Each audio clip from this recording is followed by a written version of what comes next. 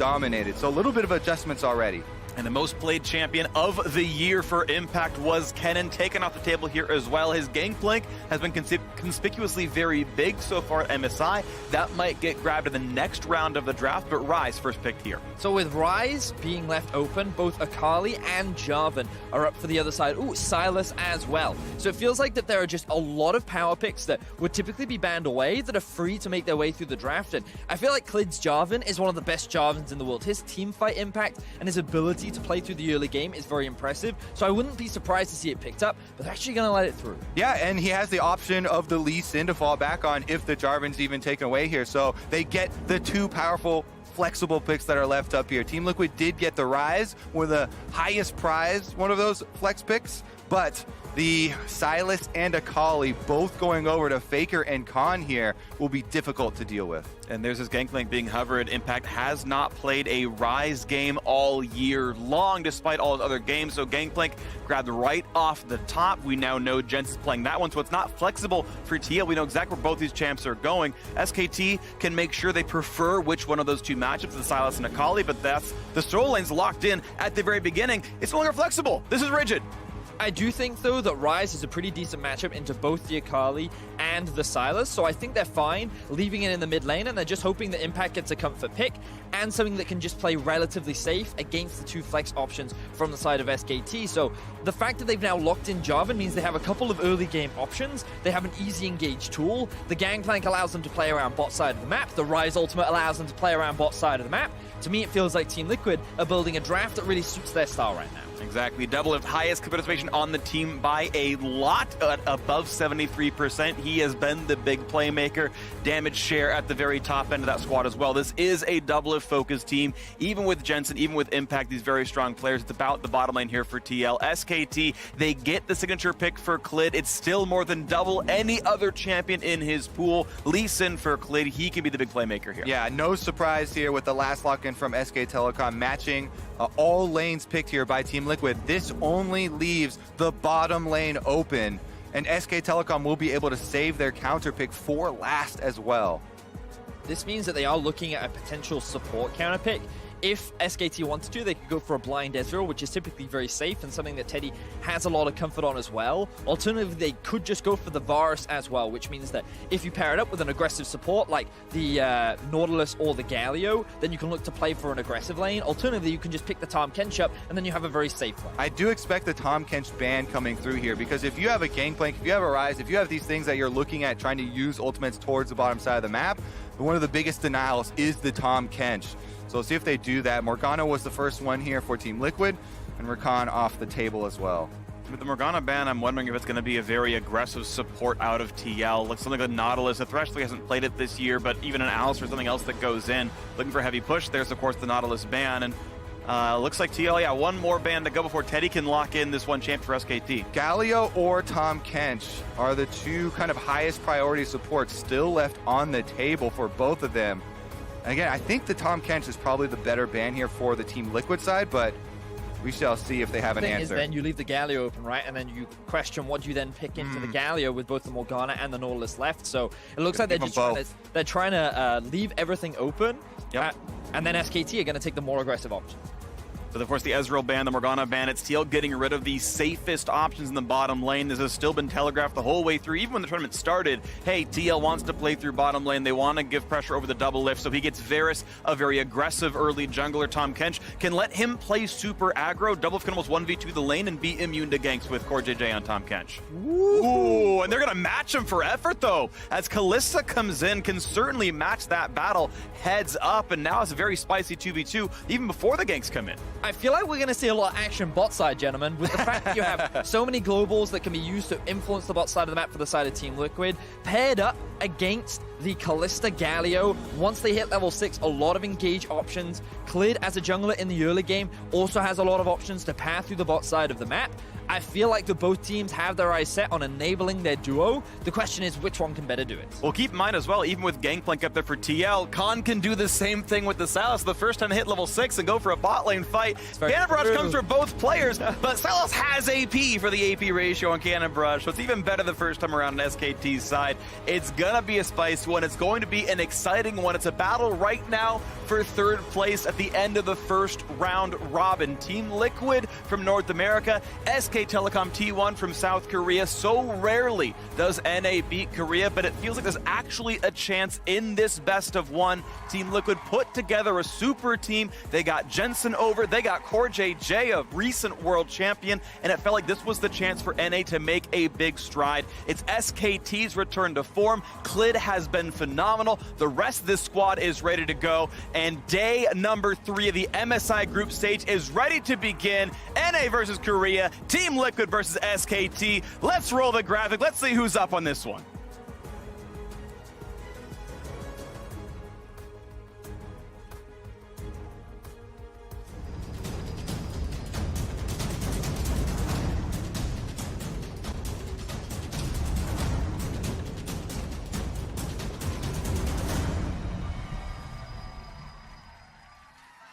A return to form for SK Telecom T1 on the red side, and a hopeful showing of greatness here for Team Liquid. Faker back on a world stage here at MSI 2019 with his new look team, new players around him, faces you have seen before, facing now against Team Liquid. Exactly. Team Liquid, the team North America built for international success. Steve trying to make upgrades even after back-to-back North American LCS title victories was all made for this moment. Adding Jensen, adding CoreJJ definitely has strengthened the team overall, but they need to provide results on the international stage. Speaking of Jensen, he's actually chosen to run the Comet in this matchup up against the Akali rather than the Phase Rush. A little bit surprising considering how mobile the Akali is and how devastating she can be at level 6, but it looks like he's going to go for a little bit more of a laning rune choice, try to poke that Akali out and have a little bit more pressure in the early game. Instead he puts the Trinket Ward down. They would be able to stab TL if they came down after the red buff, but instead, I believe they actually know that TL is going for this little brush play right here, and Mata and CoreJJ just facing off. Now, in the early game, very important to have early information on enemy jungler pathing. As you can see, there is a ward here by SK Telecom on the blue buff of Team Liquid, so they know for sure that Xmithie's starting on the bottom side with no leash on the Jarvan. And it kind of takes away the potency of the level 2 red buff Jarvan gank. So Xmithie is just going to farm up the Krubs afterwards. Both junglers will try and track each other in the early game. We've had this magnifying glass on these two players. You mentioned how unlikely the level 2 Jarvan gank is, but sussing out that ward and Tropic is going right away. He'll get in a brush, I think. He's there. Okay, where's the wave going to meet? CoreJJ going to try to not give away this information. Mata going to get knocked up there. Here's all the damage output. They're going to have the stun available. He's flashing with a flash follow, and Xmithie grabs first blood against SKT, but Clint, he's already here. He sussed it out too, and the trade kill comes in. Now in a double, if low on health, they find a stun. CoreJJ's got to run. He's a bit low as well, but the aftershock that he triggered himself keeps him alive. Under the turret goes Teddy. Can't quite find that kill, but everyone gets away. Flash for flash there as Teddy wants to get a little bit more. And Team Liquid do come away with the first blood, but Clid is there to answer, and SKT get one for themselves. Ends up being jungler for support. So while, as you say, Kobe, it is first blood to the side of Team Liquid, I feel like SKT are the ones walking away as the happier team. The fact that Clid picks up that kill, secures himself the Scuttle Crab, and now is pathing towards bot side once again, maybe looking for a cheeky play onto a level 1 double lift. Nice pierce on a double lift. He's level 2, has some sustain. CoreJJ is walking down the lane, but he won't get there in time. It's no flash for double. They're trying to run over to his teammate. He's going to hit and he doesn't have Devour yet. It's a level 1 CoreJJ. They get the chase down to the turret, and all this farm is missing for Team Liquid. And just as we were speaking about it, Clid, he makes the path down. He recognizes no summoner spell available for double lift after he teleports back into the lane. Means that he's going to be put at a huge deficit very early on into the game. Again, this is the way that Clid has changed SK Telecom for the better. The more aggressive look after the play, repeat ganks on bottom side, level 2 under the turret. Here's how it all started out though. Xmithie snuck into the bush, they're able to get the first blood, and then they chase with no vision onto Teddy into the river long enough for Clid to get there. Lee Sin answers back.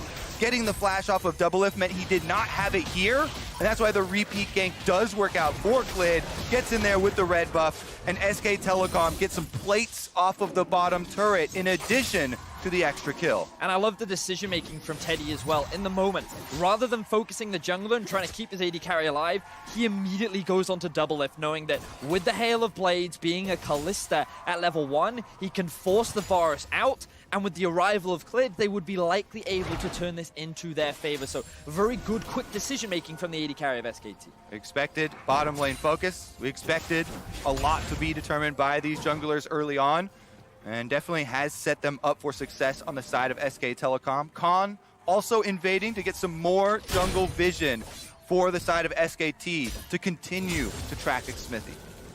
Smithy kills a ward, so he's known to be on the bottom side of mid right here, possibly in that brush. Puts the trinket ward himself to try to track Lee Sin, and first recalls come in from the mid laners. Top laner's back recently as well. No Sheen done for Impact, couldn't put that one quite together. He's facing off some extra ability power and a control ward, so that Khan can keep himself safe, pushing in this top side.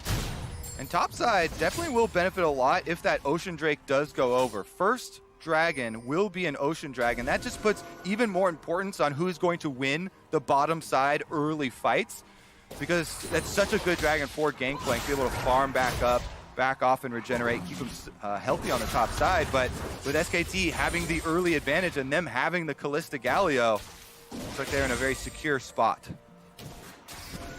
Well, now looking at the next play as Faker and Clid come through. They spot a couple of wards. They'll knock those down and darken out some of this vision. This Ocean Drake, you can see all the aggressive wards down right here. Clid does have kind of control of his bottom river right now, as Smithy is around, but going to be walking through wards while doing so. It is actually being started off right now for Clid. Notice that they do have priority in bot, but the mid is actually in a fairly even state. So I think this is a little bit dangerous for Clid. Good smite.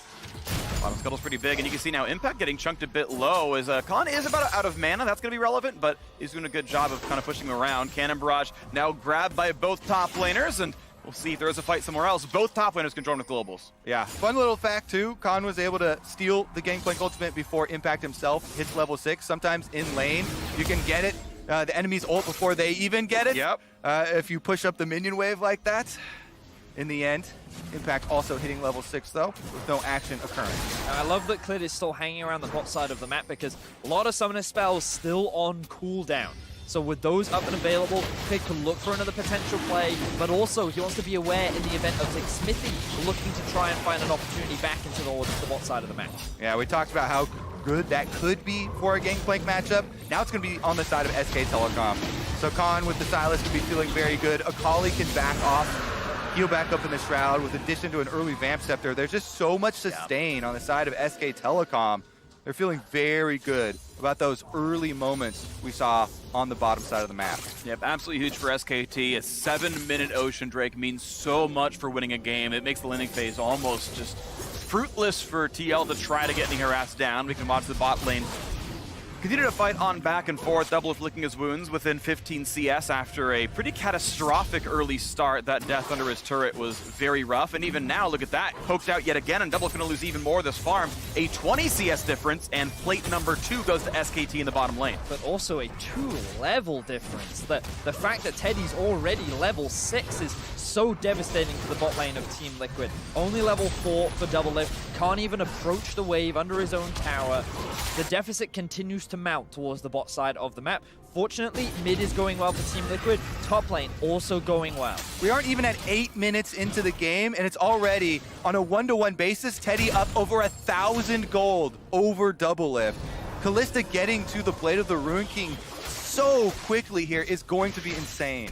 Really big stuff right there. The overall gold lead is 1,000 itself, so most of that lead is encapsulated by the bottom lane, but since that's where TL wants to play their advantages, certainly kind of hurts them more than it might hurt other teams right here. SKT having a very good early game, and I think that lead will stretch somewhat again because of that Ocean Drake. It is a really important point in this early game. Clid can use the farm, level 6 for him. Smithy the same.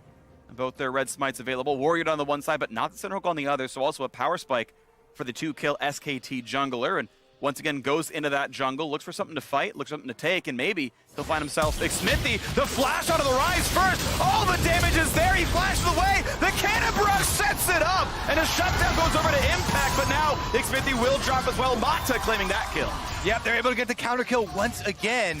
Impact did use the Gangplank ultimate. Khan not using anything from the top side for Silas, but Mata roaming over does mean they're able to answer it back. The kill, though, going to Mata is not quite where they wanted it. They would much rather have Faker on the Akali, getting to that gunblade quicker. Also, I love the reaction speed there from Jensen. What was a ward hop into flash into kick against an Akali and Lee Sin. The fact that he could get the root out, get the shield out, and then dash out of that situation, and then allow Xmithy to then turn the gank around was a really big boon for Team Liquid, so that the support picks up the kill versus impact on the gank. Yeah, Team Liquid setting up the counter very well. They were definitely ready for it. As you can see, Xmithy was waiting there for the counter gank, plus impact, very ready to throw out the ultimate.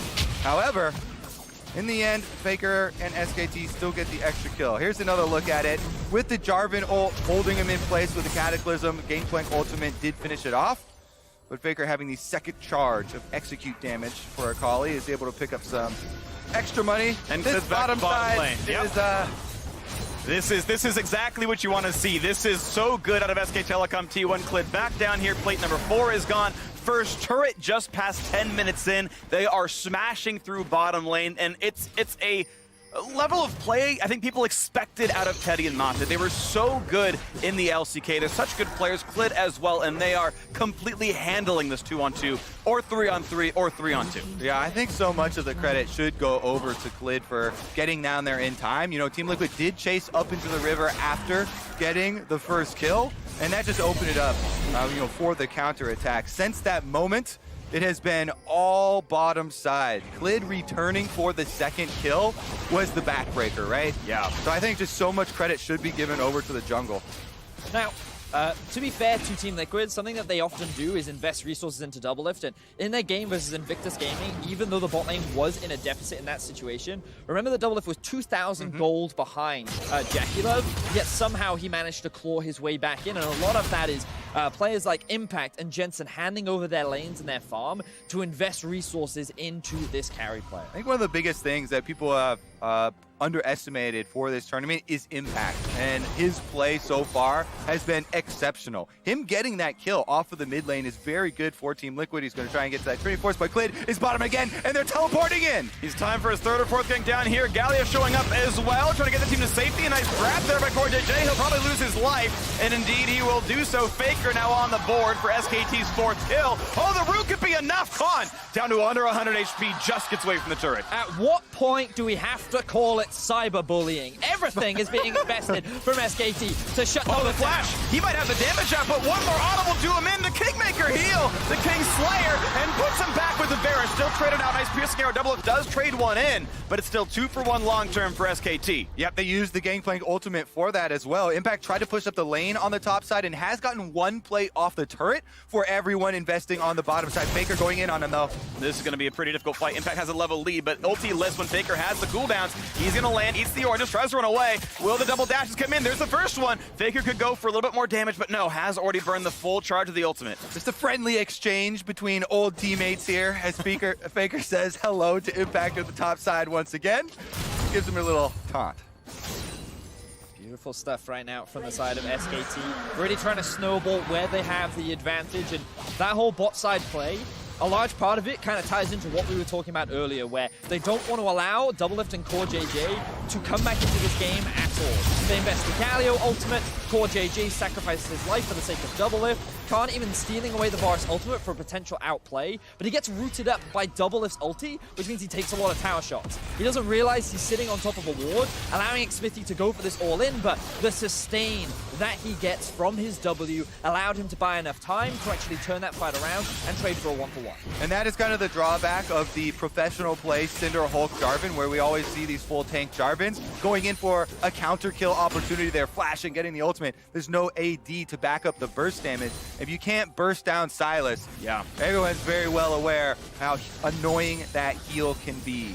Rank 2 Kingslayer, pretty solid right there, and overall it was a trade of kills, and I guess best thing for TL, Doublelift did pick up the kill. You mentioned, of course, a little while ago that Impact has been huge, and he is, I think, right now, the one big difference maker for the TL side. He's up gold on his opponent. He's the richest person on his team, less than Teddy. Teddy is absurdly rich now and on an item and a half, but it might just be the now Trinity Force completed Gangplank that is a difference maker for Team Liquid. The big thing for me is, while I think Impact has been very good, like when I look at his Aatrox performance yesterday and I realize that he's sitting at 3-1 on this Aatrox, he couldn't really convert it into a big win. Now, admittedly, he was playing up against a level 17 Silas on caps, but my eye kind of fall on him now where the pressure is on his shoulders.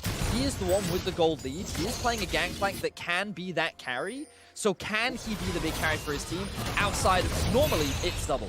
Players spot each other again. Silas burns through the Gangplank ultimate and doesn't get a kill out of that one as Impact walks away, but the Rift Herald is summoned bot to give Impact even more money if he can shepherd this in. Yeah, the problem is he's 2v1 right now. If you're not close enough to the turret when the Rift Herald hits, nobody gets money for those plates. Xmithie going mid instead doesn't help him usher up that Rift Herald, and Shelly just goes down. Well, 100 gold for killing the Rift Herald, 25 for killing it back. It's, I guess, technically still a goal lead for TL, but that is an objective that means almost nothing as Impact and couldn't push in any farther. You can see this early game. Yeah, 5 turrets through the bottom lane, 2 elsewhere. Now attempted play, kicks him into the wall, pushes in for a bit more damage. Now here comes Impact's own ulti, and it's going to be wave clear, and that's it. Yeah, trade of ultimates goes down there on the bottom side. Meanwhile, on the top side, turret about to fall for Team Liquid. Jensen defends against Faker. Kind of looking at the minimap right now and seeing where the allocation of vision is being invested, and you'll notice that towards the bot side of the map, there are these 3 control wards that are actually being spotted out by SKT. They are aware, and a lot of it is to just help protect towards the bot side of the map, to enable Impact so that he can continue to push without a tower. But unfortunately for Team Liquid, they tried to make that play towards mid. That allowed SKT to then get vision up towards top side, and that's why this top tower is slowly being chipped down, and why Team Liquid are now forced to play on the defense. And I think the biggest wild card here for Team Liquid that they need to be able to use is the Tahm Kench Abyssal Voyage. Poor JJ trying to affect those side lanes as their split pushers attempt to keep the minion waves in place is the surprise factor. Mata on the Galio is the same on the other side for SK Telecom, and that's what you have to keep your eyes on. All right, well, looking now at the state of the game as Ocean Drake number 2 spawns in a minute and a half, and Mata just holds the mid wave as we wait for that to push in. You can see Team Liquid really unable to play aggressively whatsoever. None of these players willing to cross the river in any of the 3 lanes. It is SKT with slow and controlled style, trademark Korean League of Legends, trademark SKT, and they push the ward slowly in and try to find incremental objectives across this game. And I'm noticing some of these big item spikes coming out for SKT. The Gunblade now finished for the Akali. Blade of the Ruin King plus QSS for Teddy means that SKT could actually start to look for fights right about now. With the Ocean Drake about to spawn in about a minute, I wouldn't be surprised if they want to try and force Team Liquid into a situation where they're saying, come, challengers, fighters, because we're more than ready to take you in a 5v5. Jumping in, looking to push everything down. This top turret is 1 auto attack away from dead, and indeed it will fall, and now potential dive. It is 4 versus 2, but only the Gromp going to be assaulted, and even that's not going to be hit too hard, so Team Liquid able to walk back onto this one, but SKT still on 2 Drakes and 2 turrets to nothing on TL side. A Summoner Teleport used to get back into the mid lane.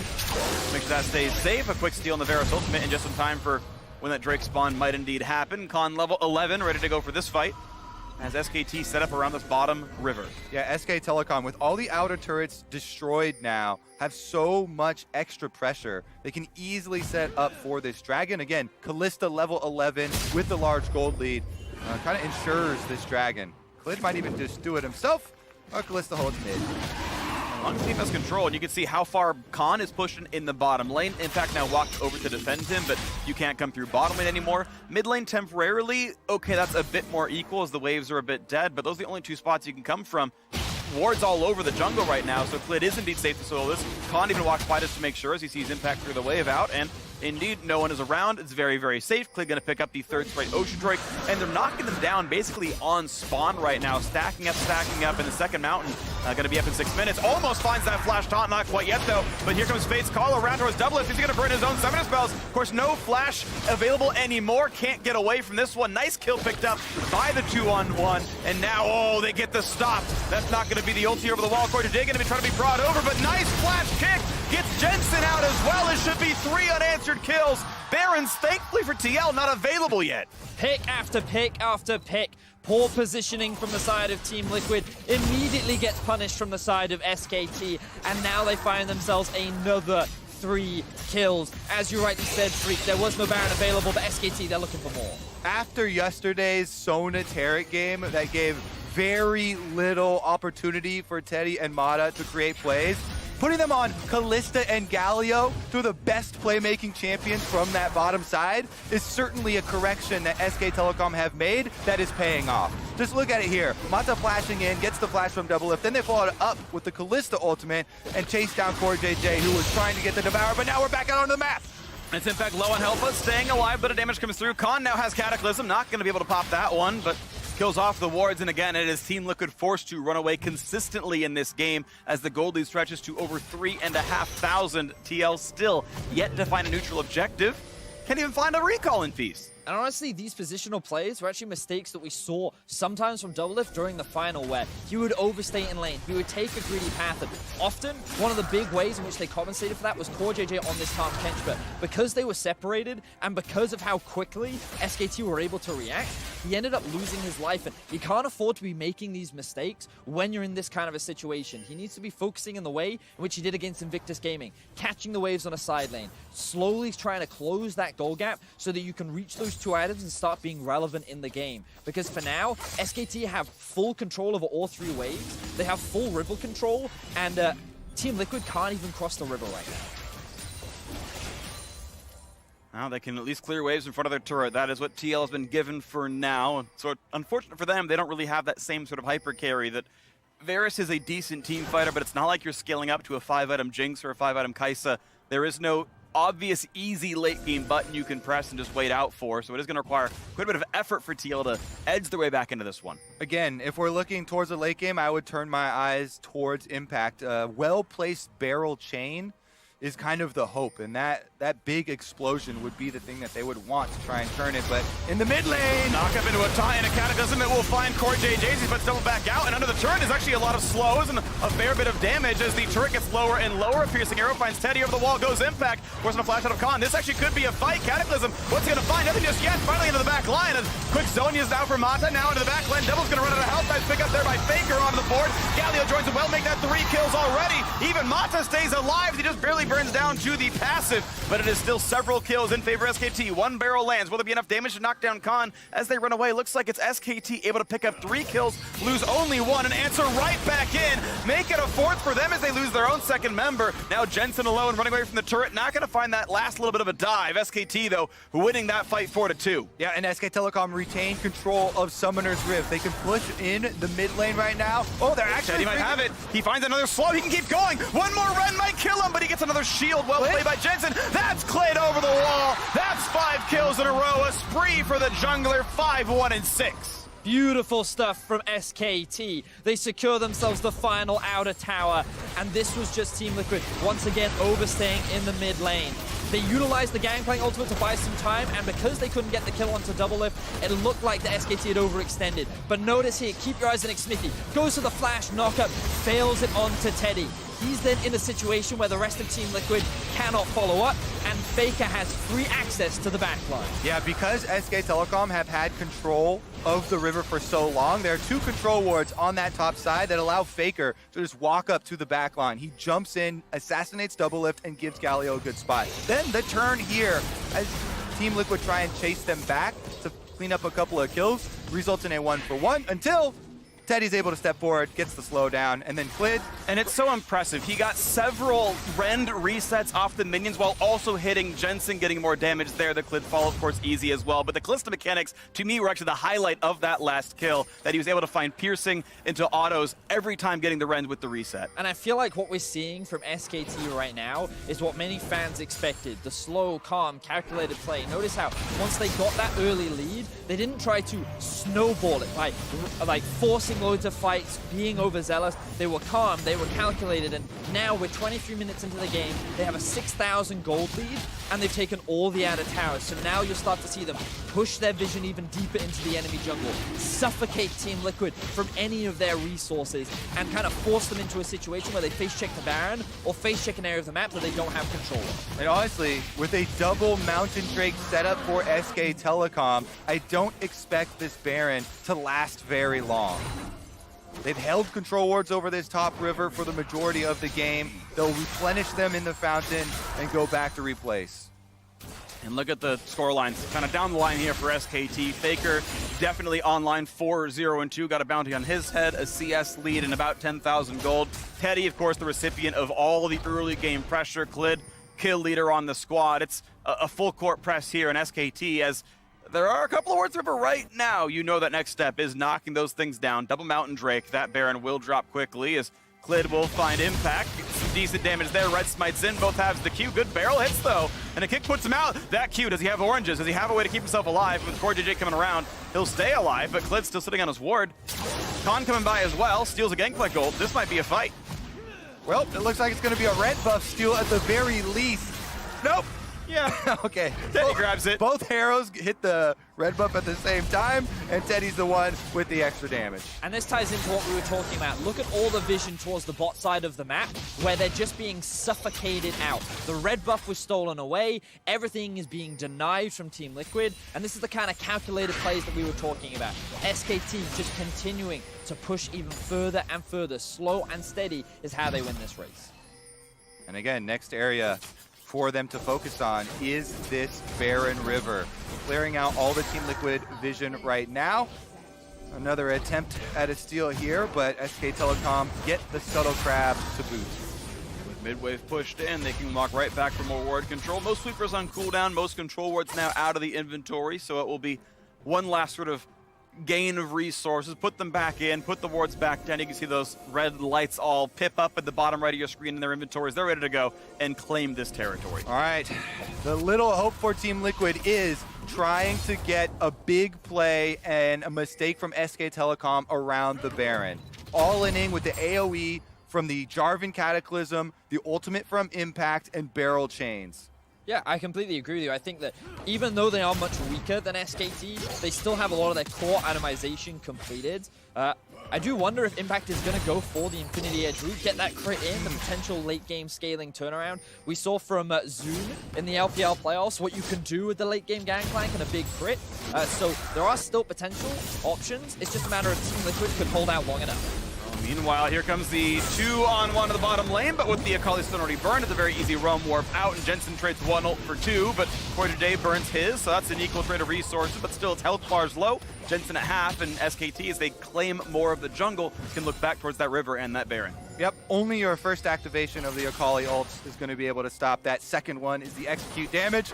Jensen knows this, and he's able to properly use the Rise ultimate. Double Lift taking a big chunk in the mid lane, though, while SK Telecom two-man the Baron with Double Mountains. Don't even need the cliffs to do it, but they knocked down the wards and head over now as well. And what possible hope do Team Liquid have? It's Fog of War the whole way through, and they know they've got to battle with Smite and Rend, and it seems so unlikely. Khan running by as well, and Team Liquid going to walk their way over. Can they even join in time? Expected goes right away. Has a possibility. Gangplank Gold spots them. He's going to try for the attempt, but knocked down by Mata. Well played there. No chance for a steal. Baron and SKT, and they pull Mata right on back. Now, will there be a re-engage? Does Khan, he has Verisult. He can get that one. He can get the CC and start the fight out. He's going to find it on a double up. Pulls him to safety. Flashing away. Corday stays alive, but it will be a kill. Onyx maybe can't even pop the Cataclysm. A route towards Impact. He's running away as well. Burns his own flash. There's a slow out of Faker. Here comes Gallia for round 2. A kick actually brings Corday out of that play, and a trade kill actually does come in for TL as Impact runs for the hills, tries to stay alive. Faker will soon be in range. The barrel slow is well timed, and maybe Impact finds his way to run out of this one. A 1-for-1, but Baron still on the squad. Again, double if saved from that stun, and it will be a push continuing. Now Impact goes for the second round. Over the wall goes Faker. That was a well-played shot, and knocks him down. An unstoppable Akali 5-0-3. Beautiful play from SKT. The Baron setup was clean. There was full vision denial. Team Liquid had no way of closing the gap between them and the Baron, and SKT are continuing the dive. And under the turret, core goes down now as well. The 3v1 looks pretty good there. Now the quick Zonia's Hourglass as Khan tries to build some space. Jumps over the wall, flashes, doesn't matter. He's going to get to safety, gets 400 health back. And Faker, after taking down Impact over there in their own jungle, moves to bottom side. He has Baron buff as well, pushing up those minions. They should be able to get the bottom turret in addition, while everyone else goes for the reset. Bit of discretion there. Faker could have chosen to put a few more autos in, but didn't want to risk getting caught out. I think it's a smart choice. You got Flash and the ulti available, or not quite the ulti, but at least the Flash for Xmithie to find a knock-up, and instead takes the Krugs. We watch that fight over the Baron once again. And the thing is, for Team Liquid, this is kind of the one last hope that they're looking for, a big 5v5 fight around the Baron, but because of how much vision is denied by SKT, they have no clear path in. Doublelift ends up missing his ultimate, Xmithy can't find an avenue to start the fight, and with SKT very quickly taking down the Baron with the double mountain, they then immediately converge on the rest of Team Liquid, and it's just a matter of chasing the units down, and while it was an extended fight, they ultimately get exactly what they want. The Baron, the towers, and all the kills they could ask for. And now it's an 8,000 gold lead with Triple Mountain, and Baron still on for 80 seconds, means they can take a lot of Team Liquid's base if they ever get the chance to do so. And they got a lot of chances in this game. SKT definitely in the driver's seat here. Yeah, and especially Teddy. Look at that 4-level lead that has resulted from the bottom lane focus of Clid, getting the counter gank and then repeat tower dive. All of that just snowballed so effectively for this team and has set them up to finish off this game. And this is a really important win for SKT as well. Finishing the first round robin, they wanted to be in a position where they could end in third and potentially challenge for those top 2 spots. And getting a win against TL is definitely a big confidence boost that they need. Well, Flashless Khan could be a target. Doesn't have a good way out of this one. And now Galio shows up. Baker as well. Do they have the damage output? It's Clip also in this play. And look at the damage output coming across. Trying to find something to do. Garden Angel still there. The dunk comes in, but not going to find a kill. Motha dead makes it a second kill for Team Liquid, but Baker could find his own second. Gets the third thanks to Clid, and they're just cleaning up now. That's the ace. That's a ton of kills for SKT, and they can lock it right into the base. Oh, it's fun to see Faker on the international stage again. 805 Akali finishes off Team Liquid, and now all that's left are the base structures. And these structures don't regen too fast, and they can't run away. There's no Tom Kent to grab them out. And this is SKT closing this one out. 31 minutes, looking angry after that defeat yesterday night. And SKT in third place right now, 3-2 to end the first round robin. Let's go over the adjustments made by SK Telecom. After being on the receiving end of the fastest defeat